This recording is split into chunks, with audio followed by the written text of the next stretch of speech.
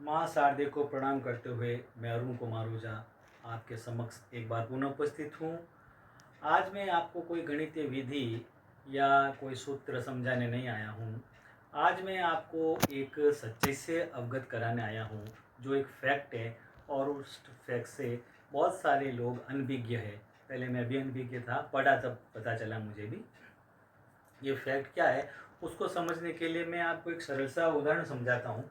ये देखिए कि ये जैसे एक राइट एंगल ट्राइंगल है, समकोण त्रिभुज। ये राइट एंगल बना हुआ है। मान लो इसकी लेबलिंग करके अपन ने बनाया इसको A B C. Right angle के जो अपोजिट साइड होती है उसको कहते हैं अपन कर्ण, हाइपोटेनियस। और ये कहलाता है लंब, परपेंडिकुलर। और ये कहलाता है आधार यानी कि बेस। तो इस तीनों साइड्स में या भुजाओं में क्या संबंध होता है कि कर्ण स्क्वायर बराबर होता है लंब स्क्वायर प्लस आधार स्क्वायर। अब अगर मैं आपको पूछूं कि ये कौन सी प्रमेय है या कौन सी थ्योरम है, तो आप सब एक बार में बोल दोगे कि पाइथागोरस प्रमेय है। पर क्या सच में ये पाइथागोरस प्रमेय है या इसमें कुछ राज की बात छुपी हुई है? आइए मैं आपको समझाता हूँ। बौधायन के शुल्ब सूत्र में 1.48 में ये श्लोक दिया गया है कि दीर्घ चतुरस्रस्या अक्षणया रज्जुः पार्श्वमानी तिरगमानी च यत् पृथक भूते कुरु तस्तद उभयं करोति।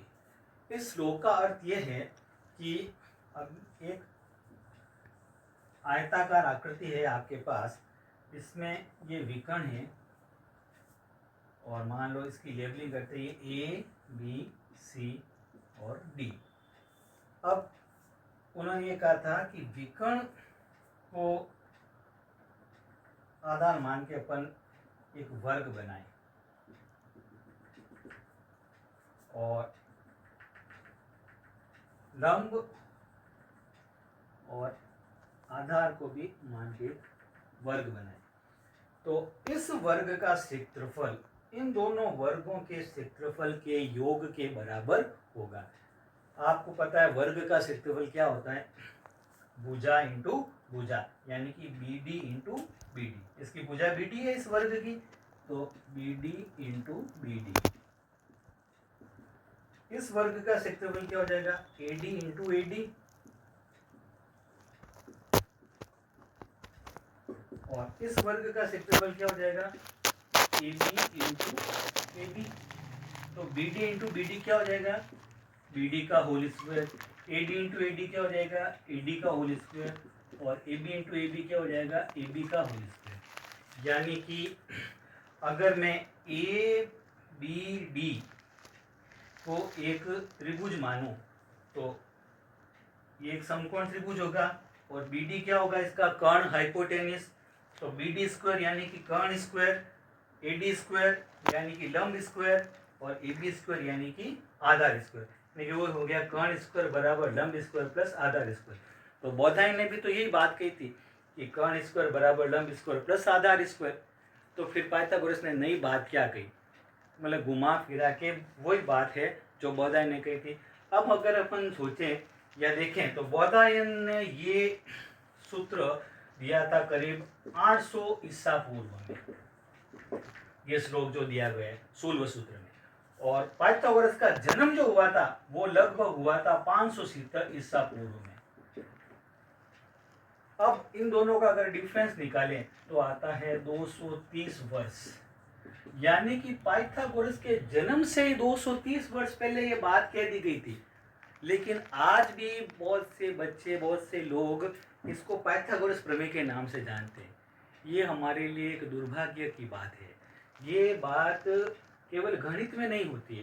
बहुत सारे ऐसे फैक्ट हैं जो विज्ञान में, भूगोल में, इतिहास में, जो भारतीय इतिहासकारों ने, वैज्ञानिकों ने पहले से बता दिए थे, लेकिन उनको बाद में नए तरीके से परोस के बता दिया गया कि ये फैक्ट इनके द्वारा दिया गया है।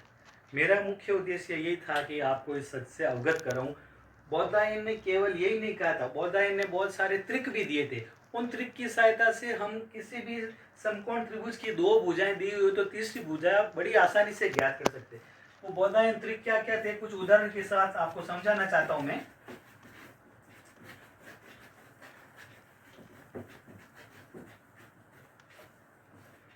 पहला ट्रिक था 1 1 वर्गमूल 2, 1 1 और वर्गमूल 2, यानी कि आधार 1 हो, लंब 1 हो, या लंब 1 हो, आधार 1 हो इकाई, तो उसका कर्ण जो होगा वर्गमूल 2 इकाई होगा। दूसरा ट्रिक था 3 4 5, यानी कि लंब आधार में से कोई एक 3 इकाई हो, लंब आधार में से एक 4 इकाई हो, तो उसका कर्ण जो होगा डेफिनेटली 5 इकाई होगा। एक और दे रखा था ट्रिक 6 8 और 10, ये भी ट्रिक ऐसा है, लंब आधार में से एक 6 हो, दूसरा 8 हो, तो तीसरा 10 होगा। क्योंकि अगर आप देखो इनमें इन दोनों का वर्ग करके जोड़ें तो इसके वर्ग के बराबर होगा। 1 स्क्वायर 1, 1 स्क्वायर 1, 1 और 1 2, और वर्गमूल 2 का स्क्वायर होगा 2।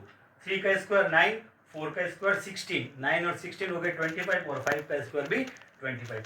6 का स्क्वायर 36, 8 का स्क्वायर 64, 64 36 हुआ 100, इधर 10 का स्क्वायर करेंगे तो वो भी आएगा 100। एक और है 5 12 और 13, इस तरह से